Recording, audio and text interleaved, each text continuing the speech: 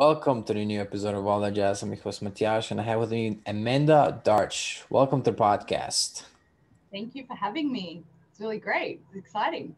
Thanks for being on all the way from Australia, Melbourne, Australia, right? Yeah, that's the one. Yeah. Melbourne. Shout out to Dylan, who's also in Melbourne, Australia. All right. So you are into spiritual and healing work, right? And astrology. hmm And astrology is something I was very, very interested in when I was about 19, 20. And yeah, let's start there. How did you get really interested in astrology? It was in June of 2017. Mm-hmm. I experienced my reawakening in Feb of 2017, and I didn't realize what was going on. And I thought I was going mad because I was having a lot of astral experiences and a lot of energy and everything going on through my body. I was having visions and premonitions and in the waking life as well as in the dream, in the astral. And at the time, I had no idea what was going on with me. I thought I was going absolutely crazy. And my girlfriend, who is my hairdresser, said to me, "Why don't you go and see Moni? She's a tarot reader." Hmm. And I'm like, okay, cool. Like, never been adverse to any of thing like that. I've just never done it before. I went to see Moni. She read my chart, and within about 5 minutes, I was in tears because of how accurate it was. Oh, wow. So And was she really yeah, experienced though? She must have been really but experienced or something. she was self-taught. Oh, wow. I don't know if she'd ever done any, but she was very, very psychic too. Like, so, and it's funny because I've done a similar thing to her. I've self-taught myself astrology, and it's only up until last year that I Yeah. actually bought a couple of courses. So Mm-hmm. it was June of 2017 I had my first chart reading done and tarot reading on the same day.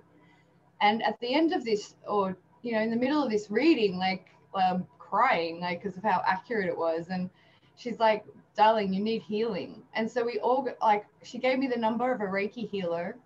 I rang her that afternoon as soon as I walked out of Moni's house, and she was booked. Anyways, 2 hours later, I get a phone call from this Reiki lady being like, "I've just had a cancellation. Do you want to come in?" So not only did I get my first tarot reading, my first astrology reading on the one day, I had my first Reiki healing on the same day. Oh, So wow. when, It's intense. yeah, like when, it's like the universe just aligns everything when it's divine timing. I'm just getting covered in chills right now, like with you, Mm. with saying that to you. So it was December 2017. By the time I bought my first tarot book, first astrology book, textbook to teach myself. And August of 2017 was when I bought my first deck of my Rider-Waite tarot deck. Mm-hmm. Yeah. So Cool. I've been teaching myself all of the things ever since. Yeah. And how has your life changed? Did you change any of the habits you had before, and did you start meditating or anything like that? Well, prior, and I kind of think one triggered the other. So I was like, had alcoholism issues, depression, anxiety, suicidal ideation for years. Like, probably from 2013, it got really bad through to 2015, 2016. So I was working the corporate world. I was practice manager of a law firm here in Melbourne. And Oh, I wow. yeah, I used to consider myself a functioning drunk because I would go and run the law firm, but then as soon as it came the end of the day, I was into the wine and the scotches. I was a big wine and whiskey girl. So yeah, it got to Wow. 2015. I was like, came to the realization one evening after receiving a vision that I didn't know I was capable of having. I had a vision of what it would do to my father, like him breaking down, and I felt physically just getting covered in chills. Every time I tell somebody this story, like, which isn't very often, I just get Mm. covered in chills because it was a moment where, like, I felt every bit of his pain. Not only Mhm. did I see him breaking down in my third eye, in my mind, I just thought I was imagining it. I felt all of his pain. So I then after 18 months, 2 years of being suicidal and not telling anybody, went to my girlfriend and I said, the only reason I'm not doing it is because of my dad, you know? And then I put myself on SSRIs. I started sobering up. I took myself to AA, like went with a friend who was already in AA. Yeah. And then it was probably, I would say December 2016. I had started looking into meditation and everything because I was like, I don't want to be on these SSRIs anymore. You know, I didn't want to be on the anti-anxiety meds anymore. So I thought, well, I'm getting sober, so I'll try meditation. And then January of 2017, I was meditating at least 3 times a day for an hour. And it was all focused on opening up my vision. I wanted to see, you know, I wanted to understand what was going on. You mean the spiritual vision? You wanted to understand more. Well, yes, like in January of 2017, I was meditating, for relaxation purposes of, you know, just, you know, keeping my alcoholism under control because I was only like 60 days or 90, 80 days sober or by January. Yeah, so I was doing it to stay sober and get off of the meds. And then by February, I had my first premonition, my first astral experience. By May, it got really intense every single night. And by June, I was ready to commit myself into a psych ward, to be honest with you. I was like, this is just too intense. Well, but I guess you were not totally grounded if you were if you were just going out of body willy-nilly every night. Like that's something I'd never experienced that. I mean, that would be kind of cool, but I would be kind of it's kind of scary. Scary. I astral projected at one of my last office jobs. So I was What? once I left the law firm and went and worked for an insurance firm doing trust accounting with them. And one afternoon, I was so far out of my body, like I felt like a little 6-year-old on red cordial. Like I was just everywhere. Yeah. And so I rang my Reiki lady. I'm like, can you please come and help? Like, can I come to and see you tonight? Like, I really need to see you like right now. Right. And yeah, I laid down on the table and she says, no wonder you're feeling like this. You're not even in your body. You're out over in my backyard right now running around. And I was like, whoa, okay. So, yeah. By the way, like I said in the podcast, I really love the Japanese background. Really, yeah.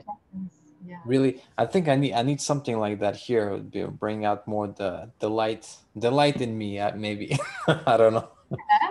But by the way, is there a fan or anything? I'm hearing a slight steady background. Oh, so sorry. I'll be right back. Okay. Oh, it's the AC.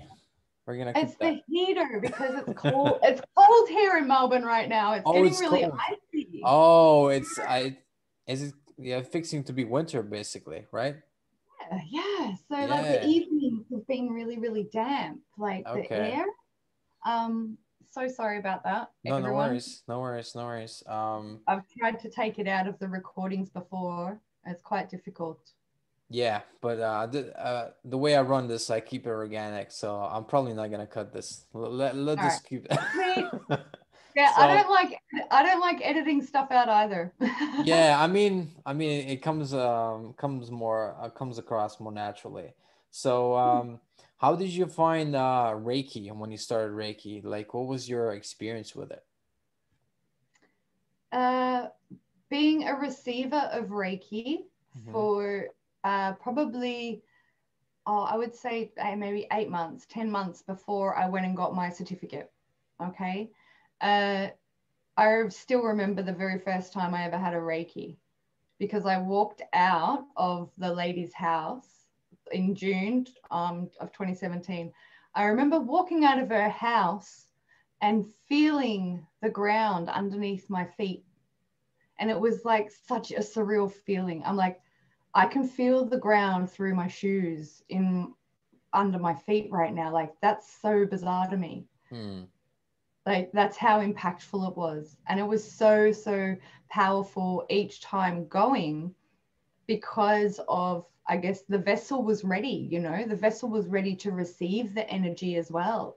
So each time I had a Reiki session, which at the very beginning I was going every fortnight, it was just tremendously powerful and tremendously beneficial for me at that point in my journey. And so 8 months later, I connected with Martine Salerno of Blue Angel Reiki here in Glen Waverley, and she is my Reiki master, if you want to call her that. She's the teacher, and I did my certificate 1 and 2 with Martine, and she's an angel in herself. Her energy is just so soft, and just she's amazing. So yeah. What I know of Reiki is that it's not an energy direct. It just goes where it needs, where the energy itself feels it needs to go. So like The energy is intuitive, correct? right, because I've had Yeah. a Reiki session a few times, and it was like the lady was like wherever it felt it needed to be for a time, then it stayed Yep. there, and like, and you become like a sponge of energy. It keeps you just draw where you need it, basically. Yeah, exactly right. And it does, you know, like Mm. I could be holding your hands, yeah, but you will be receiving wherever in your body the Reiki needs to go. Mm. You know, like I don't need to actually place my hands on Right. specific chakras, you know, because yeah, I could just have my hand on your shoulder or my hands on your shoulders, and the Reiki would automatically tune on if it was required. Even like sometimes, you know, like people who have had attunements, we feel our hands get warm and sweaty when we're in the presence of somebody who needs a healing, you know? Yeah. Yeah. So yeah, that's how powerful it is. Yeah. And it's So unconditional love, like it's right. source energy. So Reiki can be done at a distance as well. Correct. But is it the same energy though? Is it the same effectiveness though if you do it at a distance than it is if you do it in person? I feel in this now moment of you asking me this, I feel it would be more beneficial to receive a distant healing, because this way, like the way you set up a distance healing is to first and foremost preface it with the higher selves of the practitioner and the recipient, that the recipient receives it at the best time for them. You Mm. know, so 9 times out of 10, they're going to be receiving it during their sleep, Right. where they're most open, where their minds are switched off, and there's no expectation. There's no, oh, I need this to go here right now. You know, they're the most open and the most receptive to receiving what is required of the healing for them. You Mm. know, That's interesting. that's what I feel is the correct answer in this now moment. Yeah. Right.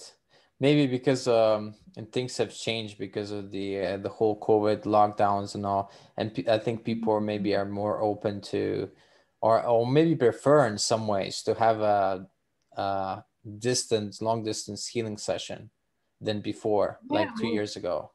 that's right. Mm. Exactly right. Because I used to have people come and have Reiki healings in my studio here where I am now. I had a bed set up along this wall here, and I would have clients come in, and I would do hands-on Reiki. Then last year changed everything. And I've done probably about 8 to 10 distant healings, not all paid, because sometimes I'll gift distant healings to whoever needs them, you know. Yeah. Um, and the power that's like, I'm not a Reiki master. I'm only Reiki certified to level 2. I'm not a Reiki master. Mm-hmm. So, however, the energy that has been coming through me, and the quantum leaps that these healings I've been taking since doing absent healings more regularly last year Mm-hmm. is just next level. You know, it's just unbelievable. And because I do a full report, of course, through the chakras for the client, so they know Oh, what wow. I'm intuiting, what I'm intuiting during connecting in with their higher selves and their Wow. energy to do the healing. So you You can, know, so like, could you like give a report to a person, like reporting on how open their whatever, seven or however many chakras there are. So you can there's report. seven major Yeah, yeah, chakras. yeah. So you can do that. Like you can give them like statistical breakdown on how open they are, basically. Um, I don't focus on that. I don't Mm. focus on how open or closed. What I tend to focus on more naturally with the way in which that I do my work is what are the wounds that are sitting there as perceived blockages, or that are stagnating the chi, the energy, Oh, right? So when I tune into some, and everybody, every Reiki practitioner, every distance healer, you know, no matter what label you want to stick on it, we're all dealing with unconditional source consciousness, mm-hmm. unconditional love, that energy of that, okay? Every practitioner is going to have their little twist on it, their little modality twist on it of what and how they best work, right? So for me, my I don't want to say area of genius, but what comes up a lot with clients is, all right, cool, well, what I'm feeling in this area, like when I'm reporting it, right, I'll tune into their energy, I'll be in their base chakra, for example, and I'll get straight away like, there's something when you were 8 or 6 years old, you witnessed an argument between your parents and that really struck you, it scared you at the time, and this is why it's causing X, Y, and Z. Like, and that's just an example that popped up in my head Right. right now speaking to you. Oh, the for my base chakra. Well, no, but I am speaking to you, Okay, so okay. yeah, you know. Right. Okay. So no, it's okay if you wanna if you wanna I'm happy to be the test bunny if you wanna focus on a particular chakra. No, I don't need to give examples. Okay. I Um just don't believe in coincidence either. Like whatever comes through my channel, I believe it's meant to be received, you know, or heard. So, right. Did you say argument between my mother and father? mm, No, I think there was an argument, but it was my mother and somebody else though. But it was when I was really young. Yeah. Anyway, that was yeah, that was very interesting. okay. But I feel yeah, Reiki is very useful. What kind of differences have you found in the clients? Like what kind of healings is Reiki able to do for people?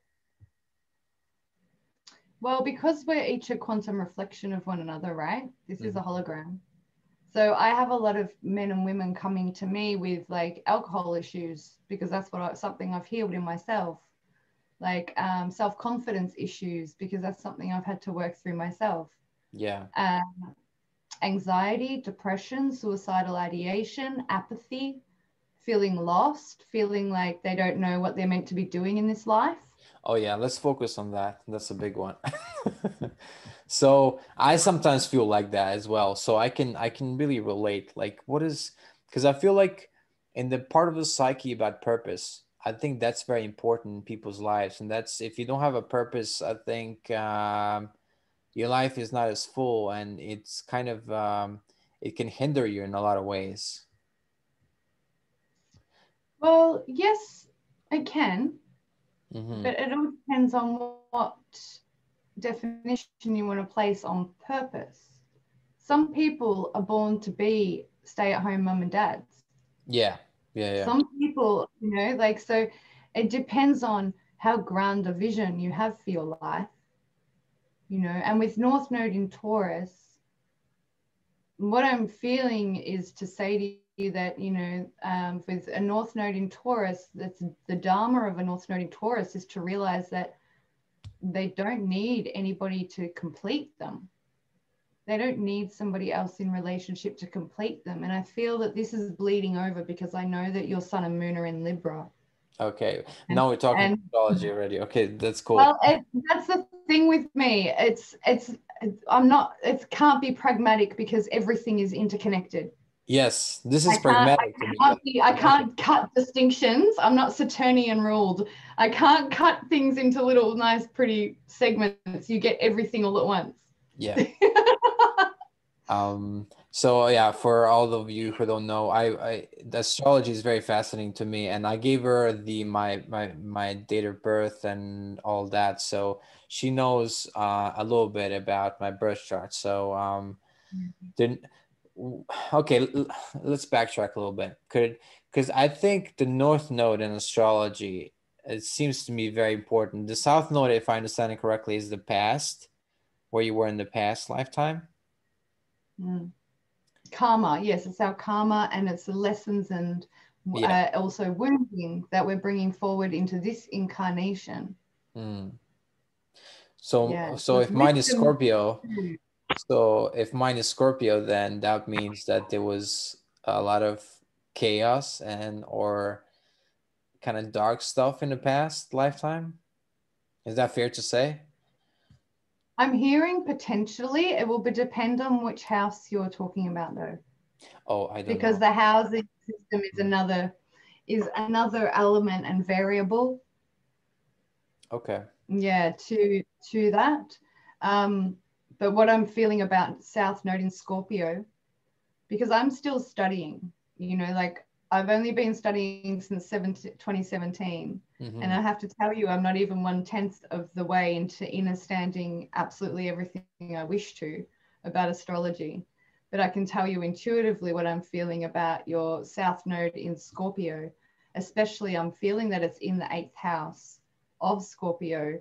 I'm feeling that there was a lot of destruction in your past life, a lot of war, a lot of personal turmoil that you had to overcome.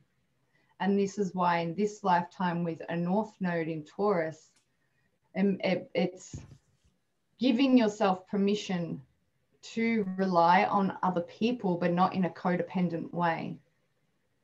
But also rely on myself and build something like a nice environment. Right. Yeah, exactly. Especially if it is in the 2nd house. Yes. What if it's in the 3rd house? Might be in the 3rd. What is by the way, the houses, every house, I'm doing the math in my head, and then you ask me another question. I'm like, oh crap! Now I'm gonna do the other way.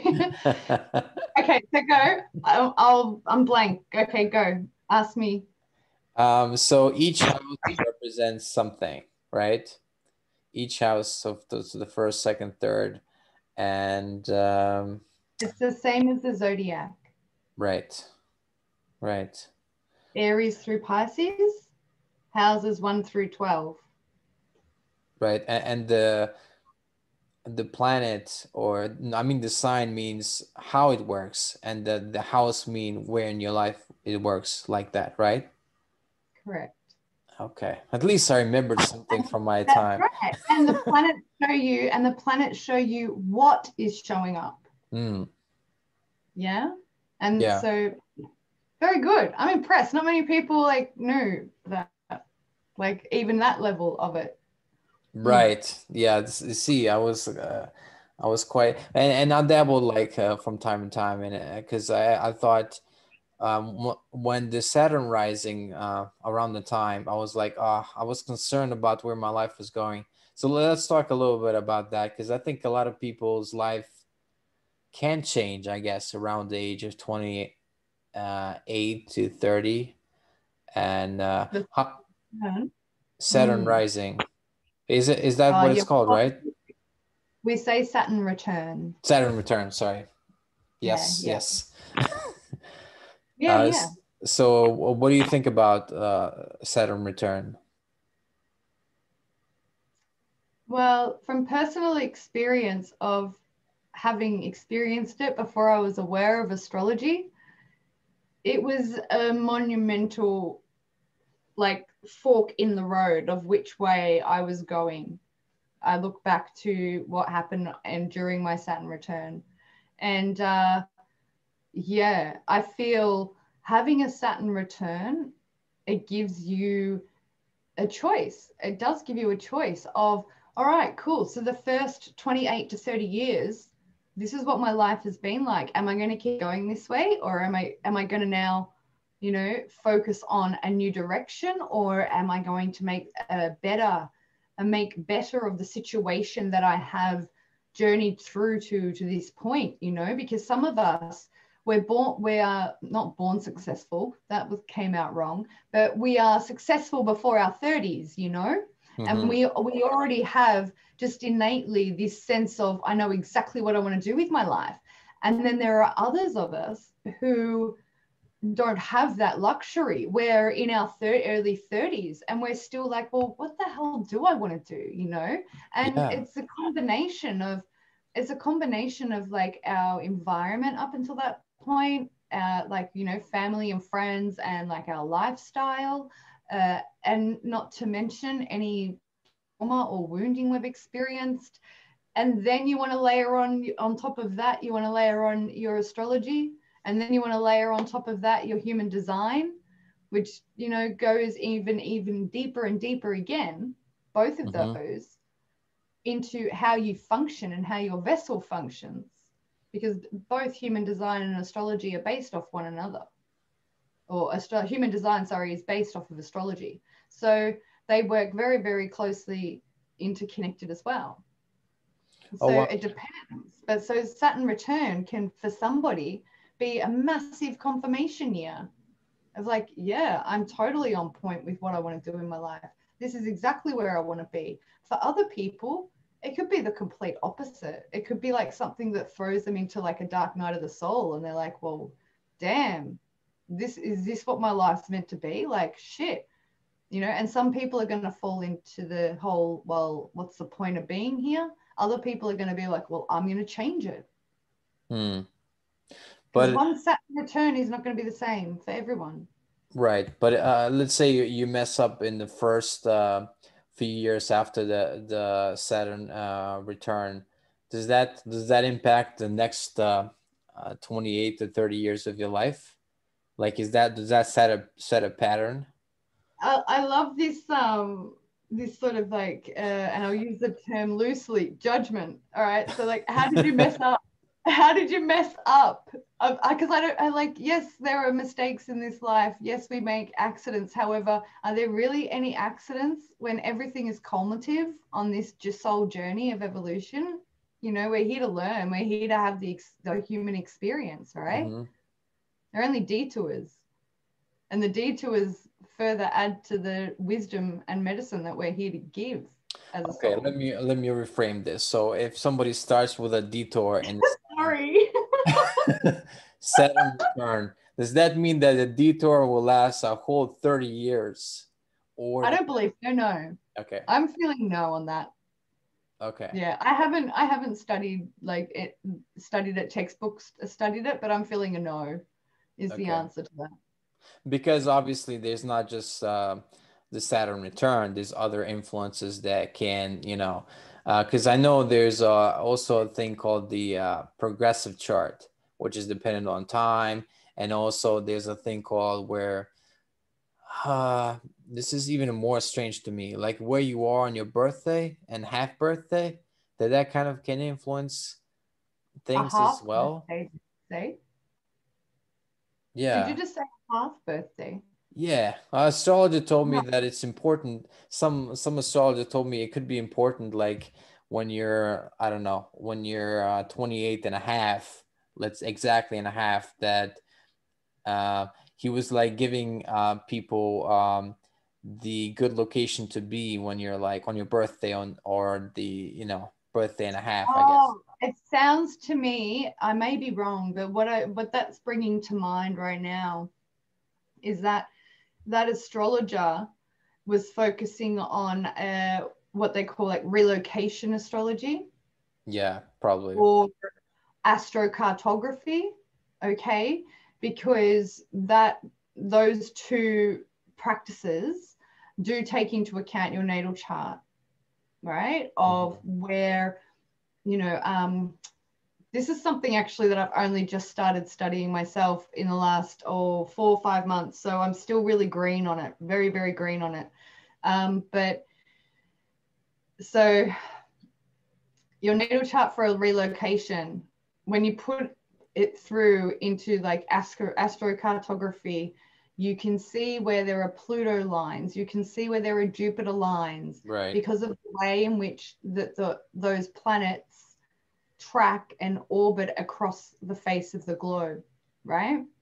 So if this person, this astrologer you were speaking of, is heavily focused on astrocartography, he is probably speaking about, like, if you're going to go away for a holiday on your birthday, like if you're going to celebrate your birthday at a different location, you know, he was probably looking to see where would be beneficial, like following your Neptune line or following your Jupiter line or following your moon line, you know, and steering clear from your Chiron line and your Pluto line, you know, because, and then the interceptions of these transitory lines as well are super powerful. Like, you know, if you've got a Pluto line crossing a Chiron line, or a Pluto and a Mars line crossing in one area of the globe, you want to avoid that, because you'll probably die there if you went, you know, like. Can you imagine, like, the astrologer gives you like the ideal location and it's somewhere in the middle of the ocean, and somebody's like, oh, you know, I'm going to bring up all the money I have and go to that place and be on a boat. It's so funny that you say that, okay? Because when I looked at my astrocartography, my Jupiter line runs straight up the east coast of Australia, which is something I did in my 20s. However, my Neptune, I was like, I want to live on like my Neptune line. I want to live on my moon line, you know? And most of my Neptune and moon line does go through the Pacific Ocean. And I've always said, I want to live on a boat. I've always said that. Right. And then where they conjunct are through places, which is so funny, because the last 3 or 4 months of me studying this, and having a look into my own chart. Well, last November, I'm like, I want to go to New Orleans. I want to go to Costa Rica, and I want to go to LA. And I looked at the astrocartography, and my moon and my Neptune, moon or Neptune, one of those, or I think it's, between, thank you. Costa Rica is like right on my moon line, in between my Neptune and my moon line. And New Orleans is interesting because my Pluto and Chiron, I think it's Chiron, goes through there. So that's going to be when I do make it finally put my feet down in New Orleans. I know that that's going to be like a monumental healing. Oh, I'm just getting covered in chills telling you. I know it's going to be a monumental healing, but also an activation, you know, because that's one reason why I want to travel to these places, is because I feel there's an activation waiting for me by just setting foot down on that part of the earth, you know? Right. So is there a website people can go to see what location they need to be for their birthday? Astro.com is one of the most extensive and close to astrology software that you'll get for free online, astro.com. And you can go to extended chart selection and have a play around in there, and you can use it, you can find it through there. Yeah, and if you're very lucky, it won't be in the ocean. It will actually be somewhere where people live on Earth. That's right.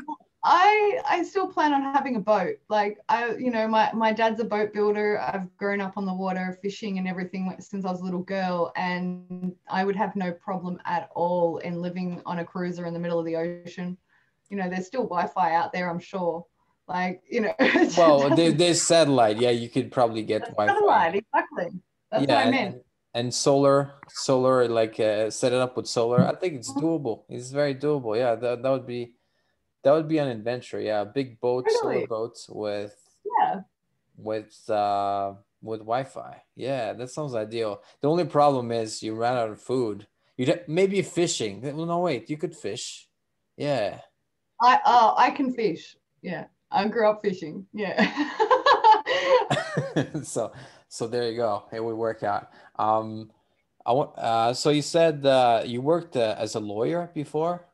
No, No, you hell helped no. out. Okay. All right, let's clarify this. I wanted to be a lawyer when I finished primary school. Right. But when I didn't, by the time I finished high school, I wanted to do criminology. Didn't make the grades for it, thank God. Thank you. And it was in 2010 when I came back from my overseas trip and living overseas, I started working at a law firm. Yeah. And I started off as the accounts clerk and I ended up becoming practice manager. Mm-hmm. So I was what practice manager does all the accounting, looks after all the legal side of things so that the lawyers can keep their lawyers practicing certificates, and they're following all the regulations with the legal services board and things like that. And that was my role. Right. Yeah. So I was not a lawyer by Mm-hmm. any means. Like I have the brain of a lawyer. Like I have Jupiter in Scorpio, so I'm a really good investigator. Like, yeah, I could have been a detective for sure. Right. Jupiter and Scorpio. I mean, yeah. So having planets in Scorpio is always indicative to having that kind of researching mind to have A or deep the diver. Yeah, a deep diver. Because when you think about Pluto ruling Scorpio, Pluto is like Chiron has a really whack transit as well. Like the way I describe it to my clients, I'm just looking for a prop and I'll give you a little like demo. All there you right. go. Like I don't want to use one of my I use this coaster. It's kind of clean. It's got dust on it. All right. So You can't see. all of the planets are traveling on a plate. Yeah. This is what I do to my clients. All the planets and luminaries are traveling on this sort of orbit, right? They're all flat on a disk, right? Mm-hmm. Pluto goes like this. Can you see Okay. that? Yep. Let's see that. There we go, like that. So Pluto travels down into the underworld and then up into the divine, up into the divinity of God consciousness, right? And then you've got Chiron, and Chiron does this. Like Wait, Chiron goes around the whole lot. but all the rest of the planets are straight like that, and then Yeah, this. they lay on a flat. So it's like they're on a dinner plate. And if you were to put marbles that roll around flat on a dinner Wait, plate, I didn't know that. Is that like actual planets are like all aligned except Pluto is like going out of whack, like in its own thing.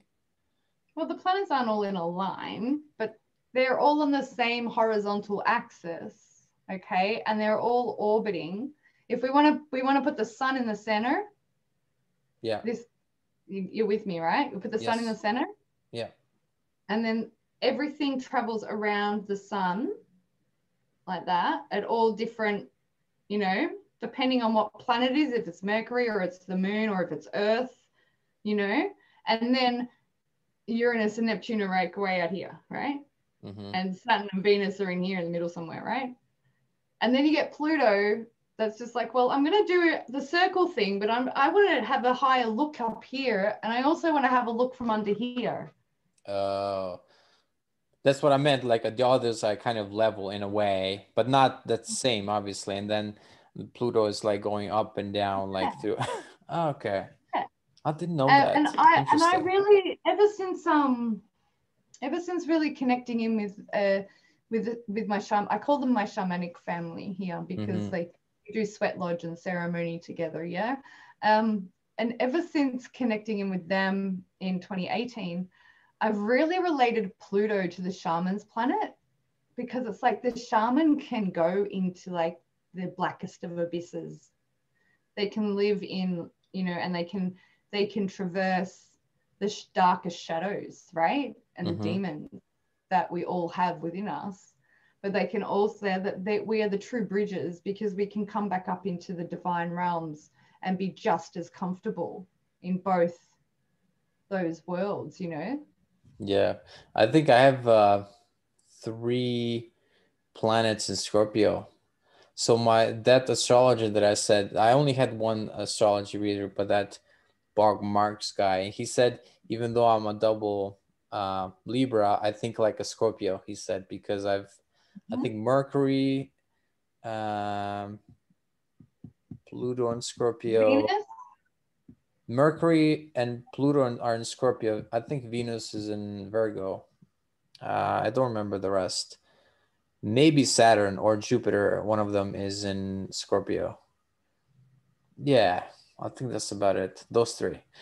You want me to look at your chart now? Well, it's gonna take me a little bit. Once I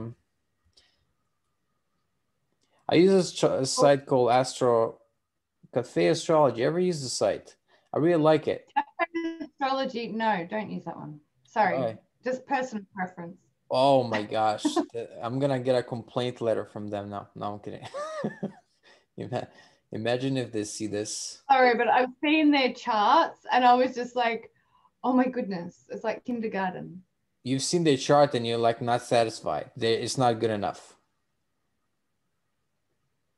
No, well, I sound like a bit of a prick, but no, it's not. Okay, well, what is? It's not accurate enough for me because I'm all about the details. It's the details, the degrees are important, Oh, yeah. and they're Can I just, yeah. Go ahead. I was going to say, can I pull it up on my computer whilst we're on the meeting and then I'm looking at it directly and I can just do a little mini channel for you straight off looking at it. Oh, do you have it on your computer right now? No, I can get it up though. It'll take a second. Okay. It'll take me a second. Here. I found it. Wait. Yeah, Saturn and Scorpio. There we go. I found it. What degrees?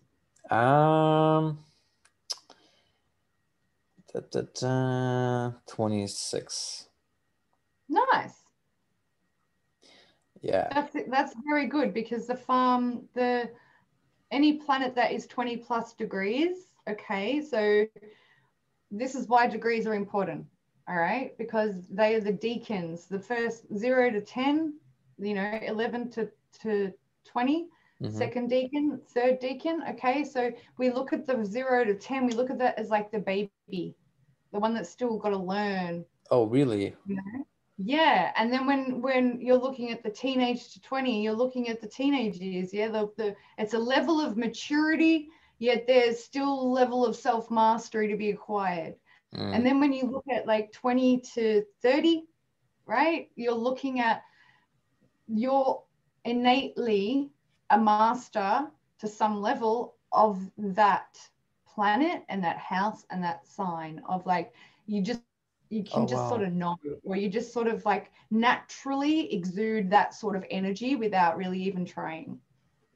So it's very, very, this is why Cafe Astrology does not cut it for me. So fair enough. You're the fourth, so remind me, 14th of October, 1985, 3:35 p.m.? Yeah, correct. I had a picture of your message in my head. 85. Yeah, it's okay. We don't have to do all of it right now. Oh no, I just want to get up and have a look quickly. Okay. That's all. Okay. I don't want to go. I'm not going to give you a full session. Obviously, we're doing the podcast now. What was the place of birth quickly? Novomesto.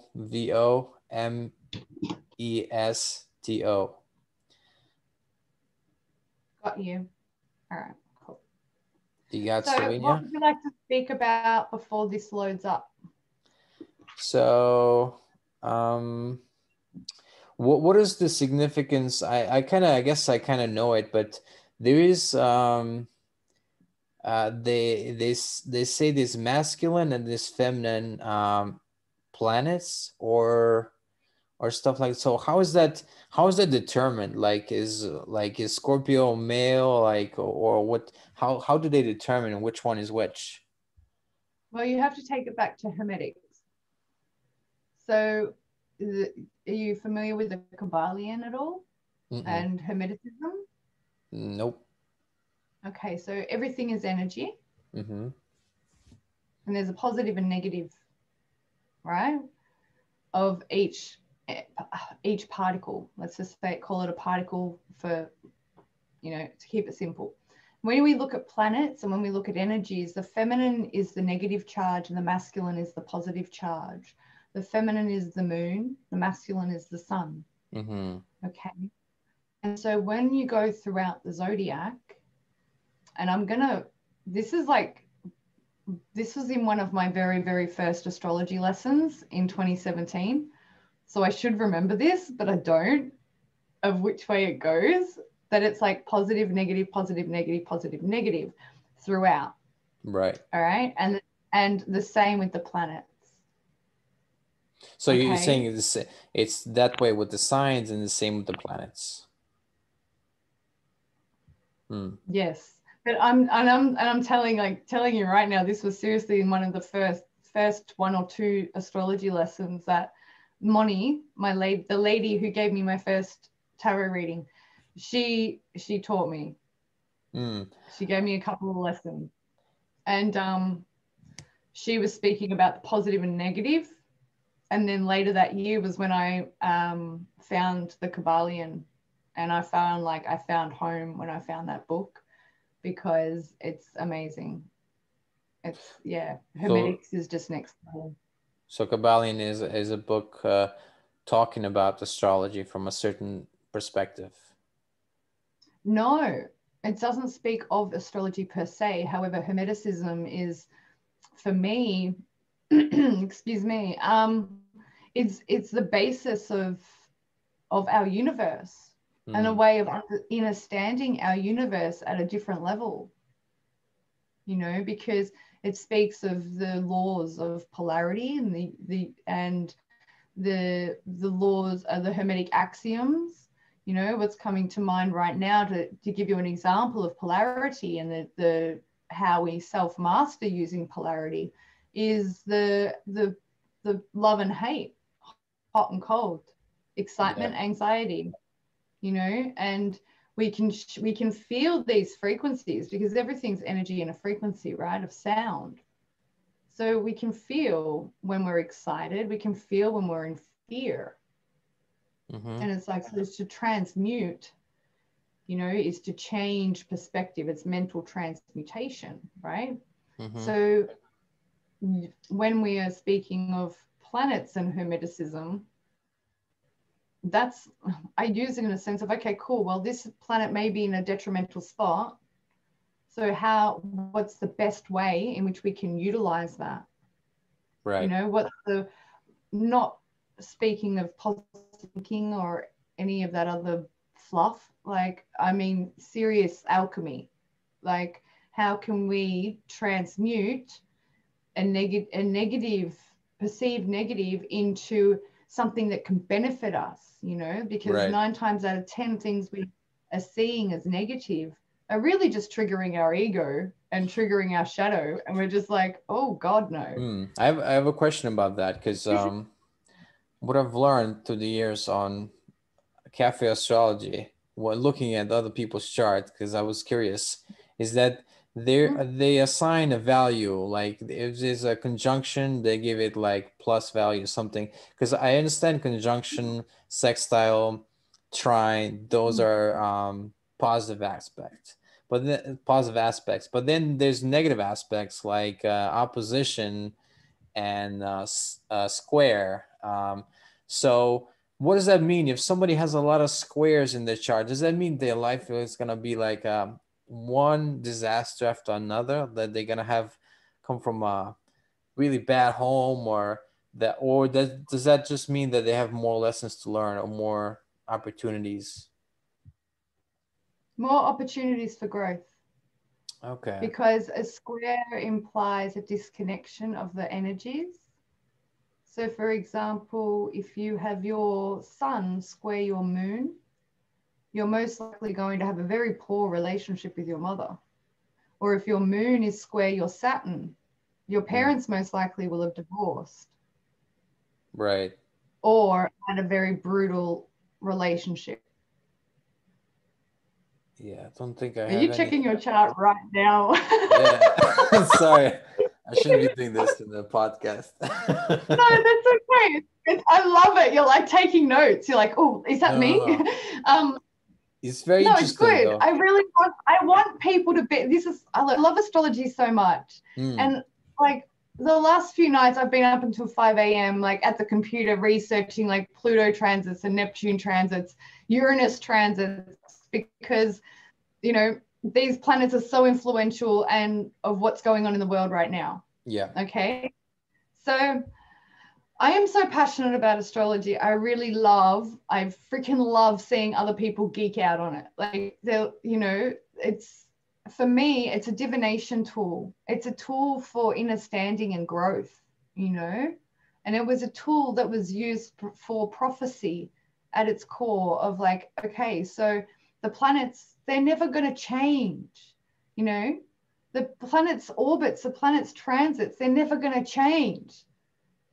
You know that, you know, okay, we've got this, the North Node, for example, it's in Gemini right now. Okay, it's Right. at 12 degrees. We know in December that it is going to shift into Taurus, Oh, you goody. know. That's what I need. Well, a North Node return is just as powerful and can be beneficial as what a Saturn return or a Jupiter Oh, return can so be. so you're saying basically that starting in December is gonna be a good time for me to start making money or something like that. Build a house, get married. I don't remember bringing up money. I don't recall bringing up finances. Let's just put that right out there. No, no, no. I'm um, saying I'm what I'm s- I'm just I was just putting the question out there. Because oh, you know, I mentioned before the thing about progressive charts, and I know that when things change, and planetary wise, it also affects your chart and the way that affects your life. So that's what I'm referring to.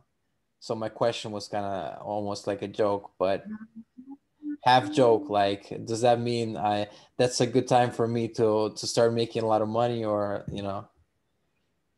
maybe, maybe it depends on what your progressions are. But by the way, I looked it up. Between my sun and moon, there's a conjunction, so uh, it's not an opposition. I'm having a look. I'm A having a square. look now because, like, I have a few girlfriends who are astro queens, and to be honest with you, we've been having a little bit of a dispute on what a stellium is. Okay. So I don't. Can you define a stallion? a stellium is three or more planets within one zodiac sign. Mm, However, the power of that stellium depends on the orb of conjunction. So how close are those planets together? right. You know, if someone has, so for example, I'm looking at your chart right now. Okay. Now, I have you three don't number have, eight or something, right? yes, you have a lot in the eighth house. However, because I don't like using whole house system. So your eighth house is split between Libra and Scorpio. You've got Sun and Moon. By the way, Uh, just to double check, what's the degree of Pisces rising? for your Pisces rising, Yeah, what's the degree? 15 degrees and 44 minutes. Oh, why do I have 505? Is that the same? Did we put 3 o'clock, 3:35? 3:35 p.m. 14th of October 1985. Uh, okay, One second. maybe cafe astrology is off. Maybe it's not 5:05. Well, maybe that's why I've never been drawn to use it. This is a conspiracy. Why would they collect stuff that's actually not accurate? That I don't get that. You know what? It's more to do. It's probably more to do with the program they're using. Okay. But Now isn't that a big difference? Okay. I've just put in the coordinates properly, and let me see, because it was saying that it was missing the coordinates when I checked. So it was probably Uh, my end that was wrong. So let me check. All right, here, loaded. 5:06. So only 1 minute off. Oh, You said okay. 5:05, didn't you? Yeah. Okay, got it. Yeah. So So only that's not 1 that minute. bad. So that's not bad. That's Okay. not bad at all. All right. Yeah. So stelliums. So stelliums, the power of a stellium is amplified, of course, by how closely the planets are all lined up on top of one another. Right. Yeah. And so I feel that even looking at your Pluto, a very beautifully close Pluto conjunction within 1 degree orb of Pluto and being on top of Mercury, okay, then you've got your south node there at 9 degrees. That to me is a 4 degree orb, and that's still quite weak. So it's with your south node there in Scorpio. Like 4 degrees is still good, but 3 degrees or less would be better for a stellium. Okay. So I Yeah. don't have a full stellium in 8th house, basically. No, but you do have a lot of power there in your 8th house because your moon is just over the line in the 8th, even though it's in Libra. Wow. So that means that it's kind of like it's stacked in the house of death in a way, in a house of death and sex and whatnot. Well, what is the It other is one? pretty powerful having Pluto there. Pluto conjunct your Mercury in the 8th as well. I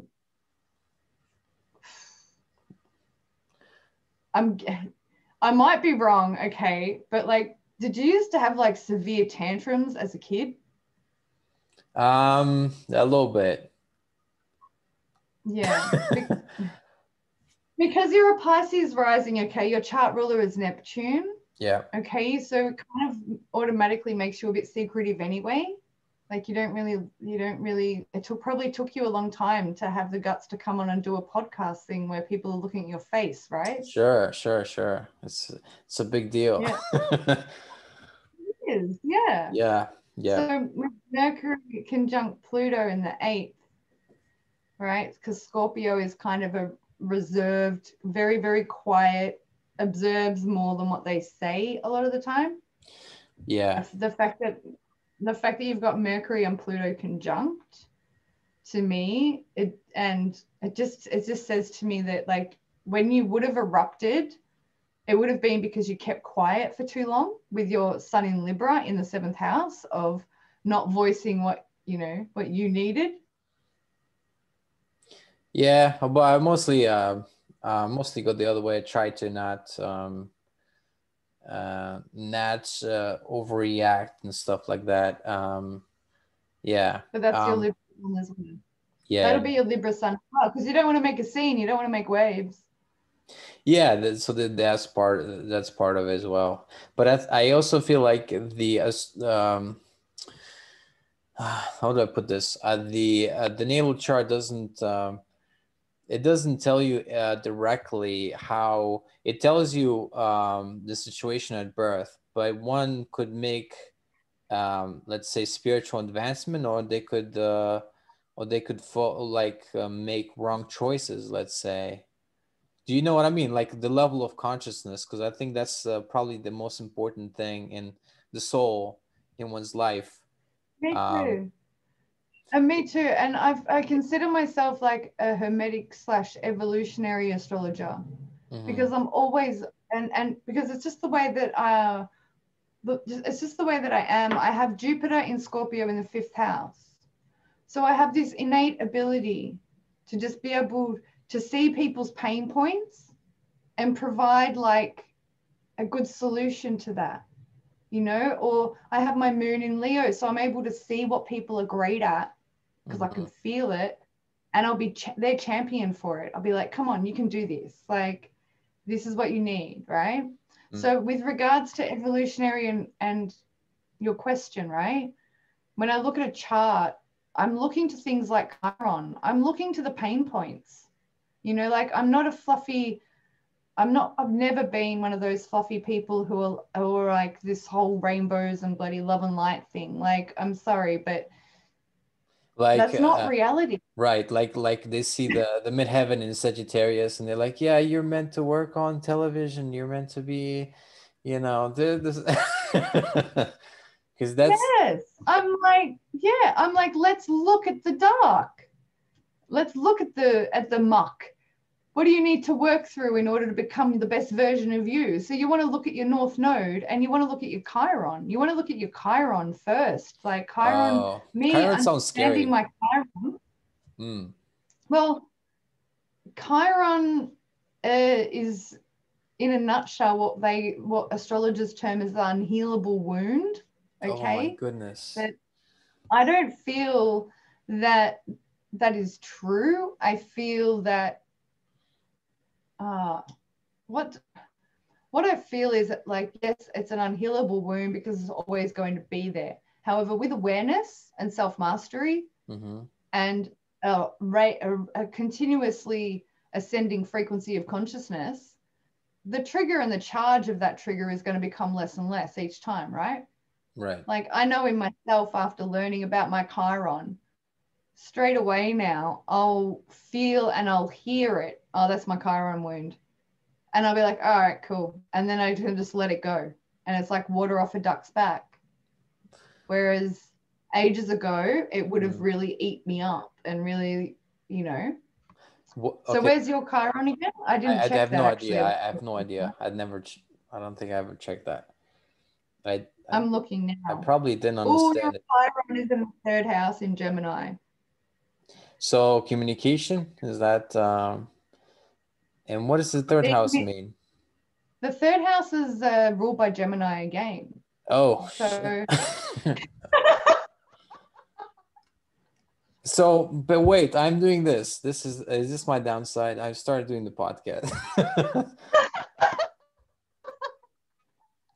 no, not at all. Because, well, it's funny because it's conjunct your IC, which is your fourth house, and you're communicating from home. Like, look at where you are right now, Yeah. and you're online. Yeah. And, you know, what I feel with Chiron being in the third house, it brings to mind things like you would have felt, even if it wasn't correct, okay, you would have felt judged by the way you thought or the way that you communicated. People would have misunderstood you a lot Sure. because they Sure. have seen your perspective. That's what I feel. As Yeah. again, as I said, I'm still learning. I'm always learning. I'll forever be learning astrology as long as I'm breathing. I can tell you that much right now, because there's just so much. So basically, to rephrase, is like the communication will be one thing that I'll be working on my whole life. No, because your communication is fine, is good. You know, it's the people's interpretation, Oh, and I see. So, you know, but and that's where the confusion comes in.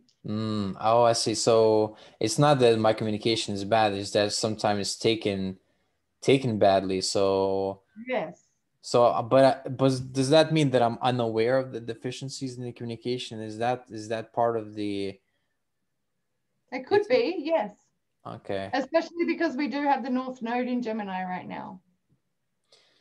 I'm Well, just this checking is because this North is Node's deep at 12 because I do degrees. know there is some problem with well, not necessarily on Oh, podcasts, but family members and all that. So there is that. This is hitting too close to home now. All right. sorry. I did No, warn you. this I is did warn you in our call, didn't I? this is good. This is good. And just to give you a heads up as well, your Chiron's at 14 degrees of Gemini. So I have And then halfway to go. no, not about that. Oh, Right now, in the current planetary transits, and the North Node right now is at 12 degrees of Gemini. So it's conjunct your Chiron. so what does that mean? That it's a good sign? That it's good for uh communication? For a review of communication, yes. Did you Uh, start this podcast like not very long ago, like less than a year ago? um. Yeah. Yeah. Yeah. Yeah, I Yeah. thought so. Yeah. So it would have been when your North Node, when the North Node was coming into conjunction with Chiron into conjunction with your Chiron. Oh, that's Yeah. fascinating. This is healing. This is healing you. This is healing your Chiron wound. Is like getting yourself out there, and the fact that it's conjunct your IC in the third house, right? It's very much this is healing you on a soul level by stepping into this arena of hosting podcasts. So kudos to you, brother. Well done. Thank you. Thank you. I don't know. I just fell into it. It just happened. I wanted to talk about a little bit about the quantum healing that we've touched upon a bit in our pre-interview. Is that Oh, is that a specific healing, or is that you mean that you tried to heal on through Reiki, but also on the quantum level of a person? well, it's something that, like, as you just said with the podcasting thing, that you just sort of fell into it. It's something that just Yeah. evolved as I was doing the Reiki distance healing and doing the reports. What I felt and what came through on many of those healings were not just the present person. It was like I was dealing with their, not just their previous incarnations, but like in a shamanic journeying sense of dealing with them at different ages. Mm. You know, I'm getting covered in chills as I'm saying this. Thank you so much. Like, that's my confirmation, you know, like it's just next level, because like I'm feeling trepidatious in even voicing this, because I don't know what else to call it other than quantum healing. You know, I don't know what other people's definition of quantum healing would be. You The only reason I ask is because there might be a thing registered as quantum healing, or I'm pretty sure there's quantum touch. I'm not sure about quantum healing. I've heard of quantum touch. You're Yeah, yeah, right. yeah, Yeah. yeah. So people like register these things, and then they become. It's not just a phrase. Then it becomes like, oh, you're referencing a technique, a company, Well, yeah, that's things like what I'm that. concerned about. Yeah, I yeah, yeah. feel that's what my trepidation is, just Right. intuitively feeling into it. I'm So you're like, not referencing a technique that you've learned. You're referencing I'm something that, referencing something that's just evolved, yeah, like yeah. that's just come about intuitively whilst in the process of doing a healing. Hmm. Yeah.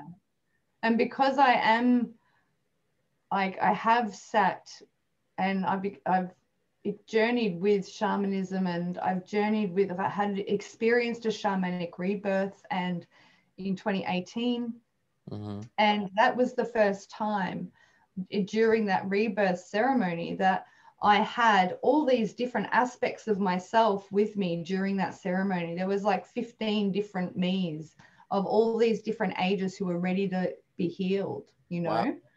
Yeah, it was so powerful, just so powerful. Like even walking down to the lake, like to do the ceremony, I had like, you know, one of my selves in front of me walking sort of beside me, but in front of me. And then I had 3 of them or 4 of them following me. And I remember walking down the path, just being like turning around and being like, yeah, we're going, like, you know, and yeah, just next Wait, level. you saw your past selves like walking Yeah. beside you? Yes. Wow, that's like a movie scene. That could be Like at shot. different ages. Yeah, it is. And this is why, like, it's taken me, even my throat is even cracking, you know, talking about it, because like I've held back a lot. You know, I don't share a lot of my journey online. Like, if you look at my social medias, like I don't, you know, I'm not one of those people who are like, oh, this is what I went through this week, and you know, this is Yeah. the depth of opening that I'm feeling. And you know, I do feel to those levels, and like I absolutely adore those brothers and sisters that do like write and feel the urge to express it in that way. I live that. I just don't feel the need to share that. Do Yeah. you know what I mean? But that's me, that's The not them. the So Scorpio I, influence, you keep it to yeah, yourself. I'm kind of, yeah. I'm like, so I feel like that's why my throat's cracking right now, because it's one of the first times in which I'm really voicing it. Like, this is what I've experienced. This is what I've lived, and I do this sort of work on the regular. Like the last night or the night before, I had to sit down and do a recording for High Vibe TV, and I could feel some resistance coming up in me about doing this recording. And I'm standing there and I'm like, okay, so which one of you has a problem? And I'm just standing out in the backyard under the stars, looking at the stars at like 11:30, 12 midnight, right? I'm like, which one of you has a problem right now? And my 12-year-old self came forward and she's like, I'm terrified. She's like, she was really scared. And I'm like, I just spoke to her and I'm like, you realize this is not like the last time. You realize that, we were born to do this. We were born to channel. I was born to channel. I was born to be an astrologer. I was born to be doing this work, and I feel so aligned and so at home when I'm either, down a rabbit hole studying astrology transits or I'm channeling for people using the tarot and I'm connecting in with my guides. Like one of my guides came into one of the readings for High Vibe TV just last night when I was doing a recording.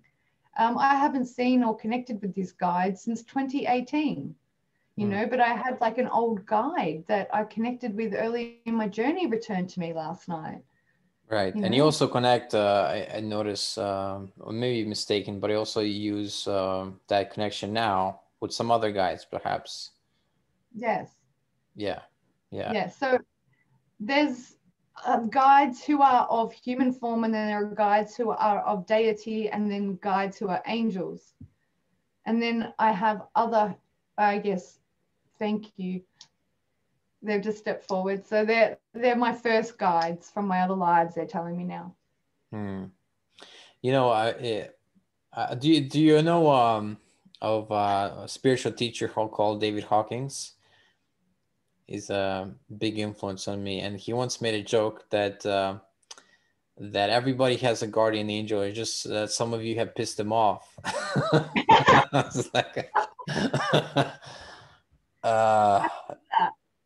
yeah, I just love that. And lastly, let's talk, because it's always fascinating to me to talk about past Me lives. too. I could talk about this stuff with you all day, brother. So I was surprised when we talked earlier before we started that you said I had what do you say, Romanian something, Yeah. Romanian past life, one or multiple? Two. I'm getting between 300 and 600 now. I don't know what I told you on the other call, but when you've brought it up, I'm getting 300 and 600. Oh, year. AD. Oh, okay. AD. Oh, two in a row in Romania. Well, it may have been. I'm not clear on that. But you've had two past lives in Romania, they're telling me.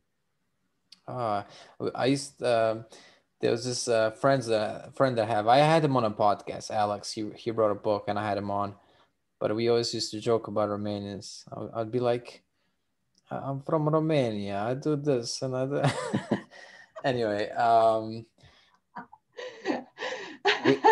Why do you think it comes so naturally?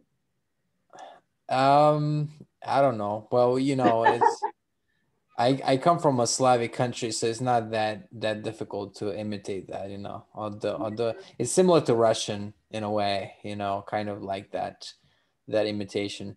But anyway, so do you sometimes, healing work, I guess you come upon an issue that stems from a past life, and you're like, oh, okay, this is when you were killed in a bathtub or whatever. I don't know. That's why you're scared of water. Because I've met people that are scared of boats or things like that, or scared of. I knew a girl that was scared of pigeons or any kind of birds like that. I was like, this is not rational. This must be a past life. Rational. this Fear is is never rational. yeah, but you know what I mean? It's so specific. It's like she was eaten by birds. It's so obvious. um, what comes up for me a lot lately in readings is regards to more ancestral trauma Hmm. and also ancestral wounds. To tap in and speak into past life things, it doesn't always come up immediately. It only comes up for certain people, you know, it doesn't come up in every connection. Yeah. Yeah. So, and also as well, uh, I've noticed that when I'm in channel and my clients ask me questions when I'm already very deep in channel, they can pretty much ask me anything and they'll get an answer. Like you can ask me about your star family or your past lives or anything like that, and I'll be able to answer you and I'll get visions on it all. So yeah. But are you in a different state when you're doing this, like, or you close your eyes like that and then go into a deep meditation to Oh, access that? I could make a ritual about it and make a fluffy thing about it and be Yeah. like, oh, just give me one moment, please. Well, Oh, some of them do that. I Some of them learn that way. just just give me one moment. Right, Like, right. no, like that's the thing. Like with when I connect with people, it's if they are open to receiving it, like I'll be very chatty, like with us here on this podcast, you know, like you're you're thirsty for this information and I'm hungry to deliver it. So that's like a perfect Mm, connection, you know, like whereas some people they don't want to hear what I have to say and I right. can feel that energy. So I will remain quiet and Mm. some people will think I'm a snob or stuck up because I don't say anything. You know But what I'd like I'm to just see? on all the time. You know what I'd like to see is that there's been shows made about this, and there'd probably be more to come. But it's a simple thing. It's usually involving a past life regressionist, usually a hypnotist. But now that I Mm. see it can be done by other people, as long as you find the thing is, you can find a past life where it's so recent, you can find their name, maybe their address, where they served in the military or whatever, and you can find who Yeah, they were, and this then you can intrigues me prove so it. much. Yeah, this totally intrigues me so much, and I'll tell you why. Mm. Before well, it was actually after the first time I reawakened in my 20s, right? I was at a festival and I was a bit high, but I had this flashback of being at Woodstock or something like Woodstock, you know, a big Oh, festival, and having a drug overdose. I yes, had like, you were born after yeah, 1969, obviously. obviously. I was born in 1982. Okay. So yeah. Um yeah, so I had this flash of being at something that looked like Woodstock Mm. and I had this like cognition wave and a little bit of a visual of it, but this like I died at a festival in a past life, like, and this is me at the age of 22, 23, you know, like having this thought. And I've always wondered because when I had my first past life regression done, I was told I lived in Sydney in the 70s. Mm. So I Wow. was like, well, that's interesting. Sydney. They- Hmm. I imagine they must have had some wild parties in the 70s, though. Well, absolutely. Yeah, And definitely. there was no health and safety back then, so you were Yeah, out we there didn't by need those yourself. we didn't need those cotton candy labels of like, you know, don't put the hairdryer in the bathtub. Hmm. Don't use this while, you know, those sort of labels.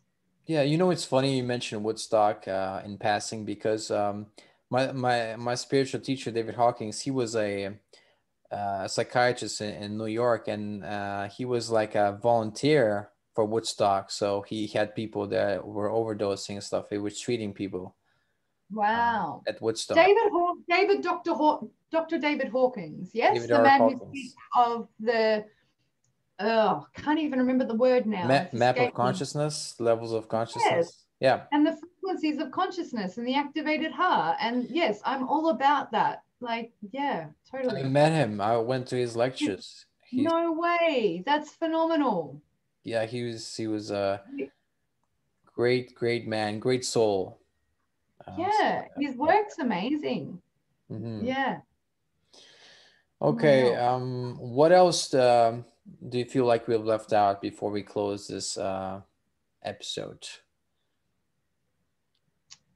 I don't know, but I'm feeling that we'll do another one of these soon because, like, we've touched on a lot of subjects today. Yes. And I feel like I would love to hear from your followers and your subscribers, like Hmm. what part they want to hear more on, because I can talk about this stuff all day. I love it. Yeah, I loved it too. It was definitely very interesting with the Really connect with you. yeah. It was funny with astrology because we went into a geek mode, and I usually don't look up things when I'm doing the podcast, but this time I But guess. to my energy, that's why. And also, I think because I've been doing it for a while, so I'm not as self-conscious as I was early on. And but I have to rephrase. I said early on I fell into it. I didn't quite fell into it. I decided I was gonna try it, and then I liked it, and then I kept doing it. Basically, that's what happened. But I think what you're doing is also great because you have a joy for researching astrology and healing and doing that work. So yeah, more power to you. Thank you. And you too. Um, Yeah. and I want to thank you for being on the podcast. It's been a pleasure. Thank you so much for having me. It's been a blessing. Thank you. Thank you. And thank you, everybody, for listening or watching the podcast. Yes. Thank you so much. Please drop in the comments which part you liked the most. I want to know.